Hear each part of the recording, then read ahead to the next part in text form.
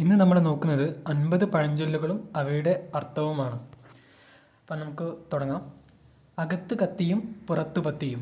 ഇതിൻ്റെ അർത്ഥം ഉള്ളിൽ ക്രൂരത വെച്ചുകൊണ്ട് പുറമേ സ്നേഹം കാണിക്കുന്ന സ്വഭാവം. അക്കരെ ചെല്ലണം തോണിയും മുങ്ങണം. അർത്ഥം വരുന്നത് കാര്യം സാധിച്ചു കഴിഞ്ഞാൽ അതിന് സഹായിച്ചവരെ നശിപ്പിക്കണമെന്ന ദുഷ്ടചിന്ത. അങ്ങാടിയിൽ തോറ്റതിന് അമ്മയോട്. വേണ്ട സമയത്ത് വേണ്ടവരോട് പൗരുഷം കാണിക്കാതെ വീട്ടിൽ വന്ന് കലശലുണ്ടാക്കുന്ന സ്വഭാവം. അച്ഛൻ ആന കയറിയാൽ മകന് തഴമ്പുണ്ടാകുമോ? യോഗ്യതയില്ലാത്തവൻ കുടുംബമഹത്വം പറഞ്ഞ് നിഗളിക്കുന്നതിൽ കാര്യമില്ല. അച്ചിക്ക് കൊഞ്ചുപക്ഷം, നായർക്ക് ഇഞ്ചിപക്ഷം.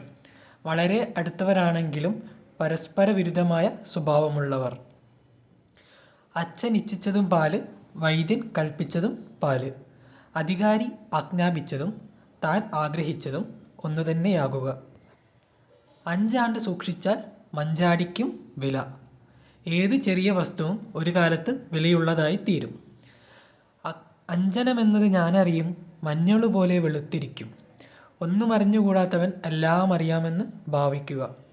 അടുക്കളപ്പിണക്കം അടക്കി വെക്കണം.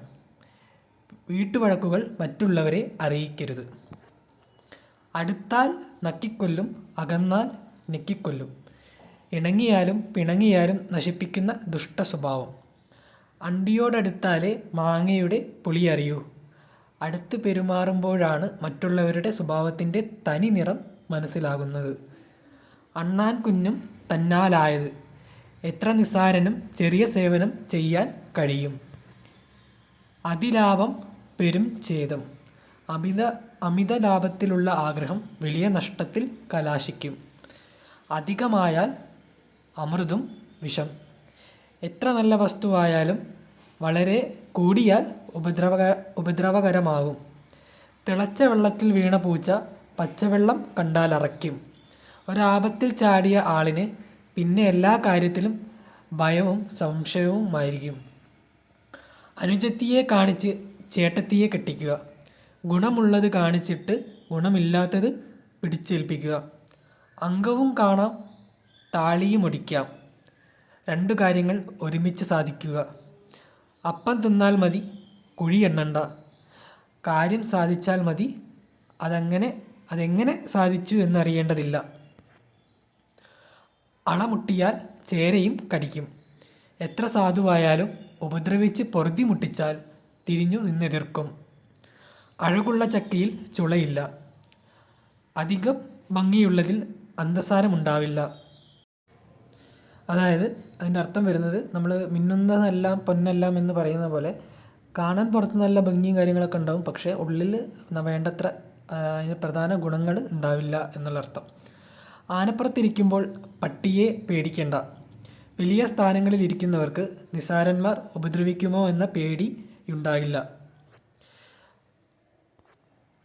അടുത്തത്, ആലുംകായ് പഴുത്തപ്പോൾ കാക്കയ്ക്ക് വായ്പുണ്ണ്. ആഗ്രഹിച്ചത് കിട്ടിയപ്പോൾ ഉപയോഗിക്കാൻ കഴിയാത്ത അവസ്ഥ വരിക. ആറ്റിൽ കളഞ്ഞാലും അളന്നു കളയണം.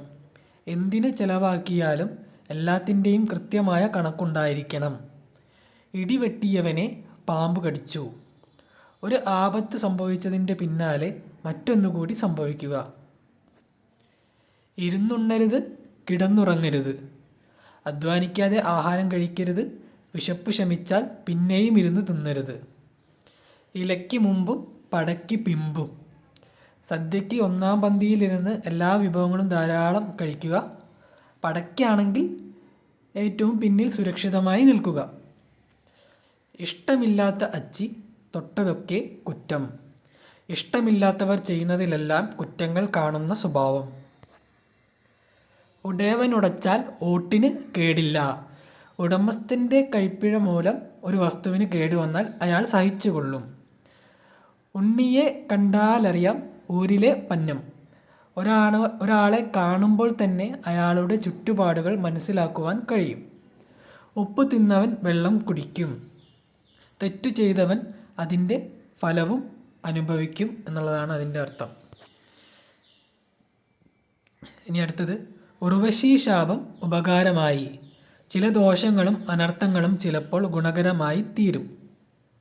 എണ്ണത്തിൽ കൂട്ടിയാൽ വണ്ണത്തിൽ കുറയും.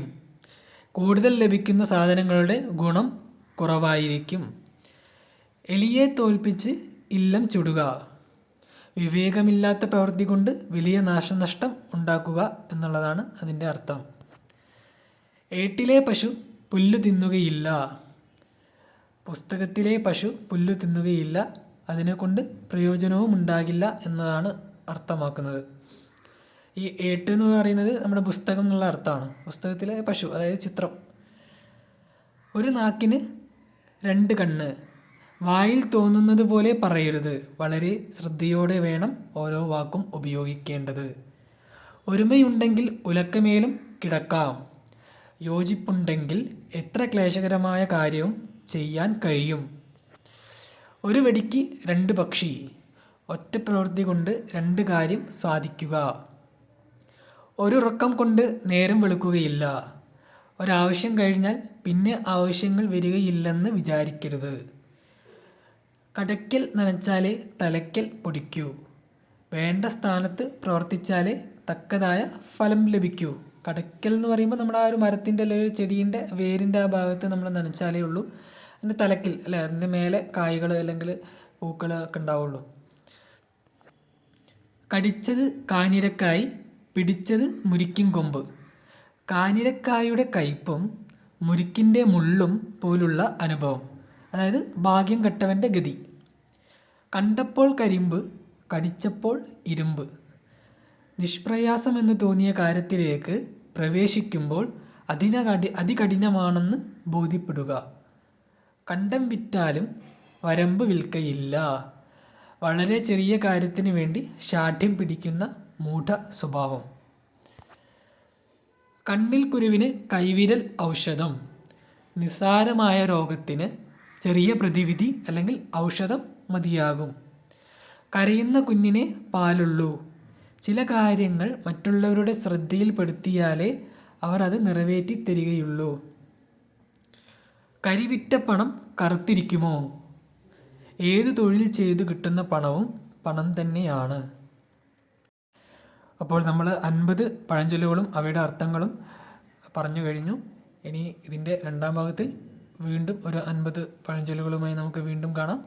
നമുക്ക് ഉപകാരപ്പെട്ടെന്ന് വിശ്വസിക്കുന്നു. ഉണ്ടെങ്കിൽ കമൻറ്റിലൂടെ അറിയിക്കുക. താങ്ക്